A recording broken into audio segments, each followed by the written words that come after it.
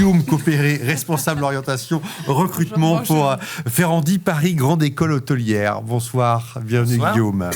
Merci infiniment d'être avec nous. Vous connaissez le principe, 3 minutes pour présenter votre établissement, puis ensuite place à vos questions chez vous. L'école Ferrandi, c'est une école spécialisée effectivement dans les domaines de l'hôtellerie-restauration. C'est une école qui a un siècle, qui est présente sur 5 campus en France, Paris, Rennes, Bordeaux, Saint-Gratien et Dijon. C'est une école dont l'objectif est tout simplement de former l'élite de la gastronomie et puis du management hôtelier, alors avec quelques spécificités par rapport à nos confrères, parce que l'école Ferrandi, c'est la seule école en France qui fait des CAP jusqu'au master, et c'est la seule école qui intervient aussi bien dans le monde de la gastronomie, de la restauration et du management hôtelier. Donc un panel de diplômes et de champs d'activité assez variés. C'est une école qui est internationale, beaucoup d'étudiants internationaux qui viennent dans notre école. Tous nos étudiants font des stages à l'étranger, font des échanges académiques. Et puis c'est une école, on a la chance d'être sur une école qui a un esprit de corps. On devient ferrandien et on le reste, j'allais dire, toute sa vie. C'est une école qui a du cœur. Pourquoi ? Parce qu'on a des valeurs comme le partage, la générosité. Et puis aussi, on prône l'excellence. L'excellence aussi bien sur le plan académique, sur le plan du métier, du professionnel, mais aussi dans la relation, parce qu'on est dans des métiers liés à la relation client. Et donc, l'importance des relations interpersonnelles, c'est une école un petit peu de la vie. Voilà. En même temps, c'est une école d'excellence. Nous sommes la première école hôtelière à avoir eu un visa pour nos bachelors. Une école qui est dans le top 3 des écoles hôtelières depuis un certain nombre d'années. Et puis, encore une fois, cette excellence académique qu'on retrouve aussi bien au niveau des étudiants, parce qu'on est une école sélective, mais aussi bien au niveau, de l'équipe éducative, qui sont tous des gens qui ont travaillé dans le monde professionnel, et puis ensuite qui sont venus au professorat. Donc ça change aussi un petit peu la donne. Nous sommes une filiale de la Chambre de commerce de Paris-Île-de-France, donc au service des entreprises. Et donc, tous nos diplômes, ils sont faits pour trouver du travail. Et ça, c'est très, très important. Et c'est la raison pour laquelle on a un taux d'insertion d'à peu près 93%. Parce qu'encore une fois, tous nos diplômes, que ce soit des CAP jusqu'au master, ils sont faits pour trouver facilement de l'emploi. Et puis peut-être dernier point, l'école est très connue pour la cuisine et la gastronomie. On a formé des grands chefs très, très connus, parfois qui passent sur les plateaux de télévision. Ça, c'est le grand public qui connaît bien cela, mais on a, c'est un peu moins connu, depuis une vingtaine d'années, plus de la moitié de nos étudiants qui sont formés au métier du management hôtelier, c'est-à-dire le monde des hôtels, le monde de l'événementiel, le monde du luxe, mais aussi d'une manière plus générale, le monde du tourisme et du loisir. Et on forme aussi bien des cadres opérationnels avec des bachelors que des futurs dirigeants avec des masters. Parfait, merci beaucoup Guillaume. Vous l'avez dit, moi j'ai relevé le mot excellence. Oui. Voilà, important. Moi je le lis souvent aussi à exigence. Absolument. Dans ces métiers-là, tout à fait. Évidemment, quelque chose qu'on recherche. Et justement, les profils de vos étudiants aujourd'hui, quelles sont les qualités pour réussir à Ferrandi ? C'est effectivement de la motivation, parce que ce sont des métiers exigeants. C'est un secteur qui a la réputation d'être carré, qui a la réputation effectivement de nécessiter d'être adapté, d'être souple en termes d'horaire. Donc cette exigence, elle nécessite l'excellence. On dit souvent qu'effectivement c'est une école de la vie. Donc voilà, cette motivation, les langues étrangères, parce que tout simplement l'hôtellerie c'est le monde du tourisme. Tourisme c'est l'international. Donc les langues étrangères et l'anglais c'est juste indispensable. Je dis toujours à nos étudiants, vous n'avez pas forcément besoin d'être bilingue pour rentrer. Par contre, vous devrez être bilingue en sortant.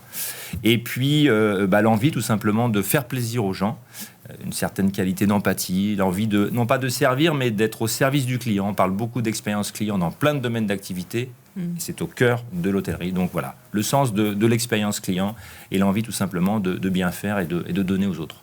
On va découvrir tout de suite une question, cette question de Thomas. Qui nous demande comment sont organisés les stages pratiques. Faut-il trouver soi-même son stage ou peut-être une aide de l'école ?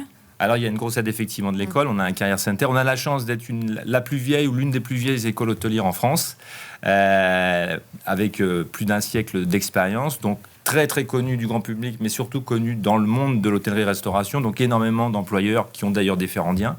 Et donc, ce Career Center se collecte évidemment les offres de stages, que ce soit en France et à l'étranger, parce qu'on fait des stages aussi bien en France qu'à l'étranger, et aussi bien de l'apprentissage que du stage. Donc, les étudiants aussi, il faut qu'ils restent proactifs, bien évidemment, mais on les laisse jamais, j'ai envie de dire, sur le carreau. Ils ont toujours un coaching de notre part. Et puis, quand on est ferrandien, généralement, quand on passe un entretien, c'est plutôt un sésame.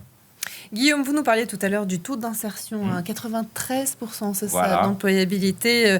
Pourtant, c'est un marché qui est en tension, celui de la restauration. C'est un marché en l'hôtellerie. tension. Alors, c'est vrai qu'il y a, d'une manière générale, c'est en tension parce qu'effectivement, c'est un secteur exigeant. Donc, il y a aussi du turnover. Ça, c'est pour la partie plus négative.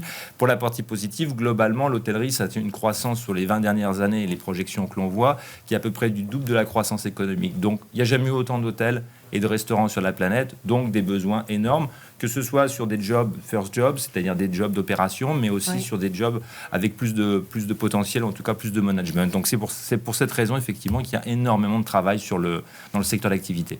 Alors, vous nous l'avez dit tout à l'heure, donc Ferrandi, c'est à la fois une école hôtelière, mais aussi une école de management. C'est quoi la différence ? Il y a 50%, on va dire, de points communs, 50% de différences. C'est une école spécialisée. On fait partie de la conférence des grandes écoles, et c'est pas pour rien, comme beaucoup de business schools. 50% de l'enseignement de nos étudiants sont sur des matières comme le marketing, la gestion, la compta, la finance, bref, des matières qu'on retrouve dans une business school. 50%, on est sur des matières métiers spécialisées avec des travaux pratiques. Donc un point commun, c'est qu'effectivement, nos étudiants ont un niveau de management qu'on peut retrouver dans une business school, mais c'est une école appliquée. Et à la fin, on sort avec des compétences concrètes, que l'on soit en bachelor, que l'on soit en master, voire même sur des CAP ou des BTS. Quelle est la vie d'un étudiant dans votre établissement ? J'espère bonne, il faut leur demander. C'est en tout cas une vie active. On a quand même pas mal d'heures de cours. On n'est pas sur 5 ou 10 heures de cours par semaine et après beaucoup de travail en bibliothèque. Avec notamment des restaurants aussi d'application ? Voilà, c'est-à-dire que c'est une vie active parce que nos étudiants ont beaucoup de cours. Il y a évidemment une vie étudiante comme dans chaque école, mais j'ai envie de dire c'est une vie étudiante active. Ils ont la chance aussi d'avoir un certain nombre de manifestations par nous. Ils peuvent aller sur des événements comme j'ai vu récemment qu'il y avait des événements à Matignon, à l'Élysée, etc. Des événements prestigieux, Test of Paris. Bon voilà, tout un tas d'événements qui sont en plus de leurs cours. Et puis aussi, évidemment, comme dans n'importe quelle école supérieure, beaucoup de cas pratiques. Donc en plus des cours, vous avez à remettre un certain nombre de rapports. J'imagine qu'on y mange bien en plus. On essaye. Effectivement, on a cette chance. Je crois que je vais partir avec vous tout à l'heure. Je vais rejoindre Ferrandi. Fanelli, on a une autre question sur le chat. Oui. Carmen qui demande quel est le rythme entre la théorie et la pratique. On est sur du grosso modo du 50-50. Ah, c'est une bonne question. 50% business et 50% métier. Par contre, c'est vrai que dans la partie métier, on apprend aussi parfois à cuisiner ou à pâtisser ou à servir dans le monde hôtelier, aussi derrière un bureau, parce qu'il y a une partie théorique. Par contre, ce sont des cours métiers, donc souvent des applications. Et il y a aussi une partie temps plein, travaux pratiques, où là, on apprend à servir dans des restaurants d'application ou dans des hôtels partenaires. Est-ce qu'il faut bien savoir déjà cuisiner, avoir un certain nombre de compétences avant de rejoindre l'école ? Non, parce qu'on forme des jeunes de A à Z. Et même pour ceux qui pensent qu'ils ont déjà un bon niveau, et parfois ils ont un bon niveau, on leur réapprend, entre guillemets. C'est comme quelqu'un qui apprend à conduire un peu comme ça, avec la famille et autres. Quand il passe le permis de conduire, on lui apprend tel qu'il faut apprendre. Voilà, donc c'est un peu la comparaison que je pourrais faire. On est là pour les former de A à Z, mais il faut avoir, et il faut être clair là-dessus, une très très grosse motivation, parce que ce sont des métiers qui sont pas toujours faciles, et donc quand on les aime, on est heureux, mais il faut profondément les aimer et profondément être motivé. Et pour les profils qui hésitent encore, à savoir entre les métiers du service, de la cuisine ou de la pâtisserie, comment ça fonctionne ? Est-ce que vous les orientez ? Première chose, il faut qu'ils fassent des stages pendant leur collège, pendant leur lycée, parce que c'est vrai que c'est très important de pouvoir au moins tester, de pouvoir avoir vécu, ne serait-ce qu'en observant. Donc ça, c'est le premier conseil qu'on peut donner aux étudiants. Faites des stages pendant votre collège, pendant votre lycée, que vous vouliez faire médecine, que vous vouliez faire avocat, que vous vouliez faire une école hôtelière. Faites des stages, c'est la clé. Il y a des formations qui permettent, comme des mises à niveau, de pouvoir tester aussi pendant ces études. Mais effectivement, quand on rentre dans une filière appliquée, c'est la différence avec une business school très généraliste.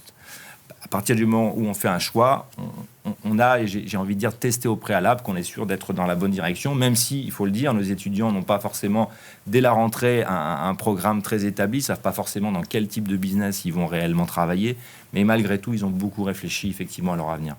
On rappelle, Ferrandi, c'est 5 campus, Paris, Saint-Gratien, Bordeaux, Rennes et Dijon. Absolument. Merci beaucoup, Guillaume. Merci infiniment. Merci.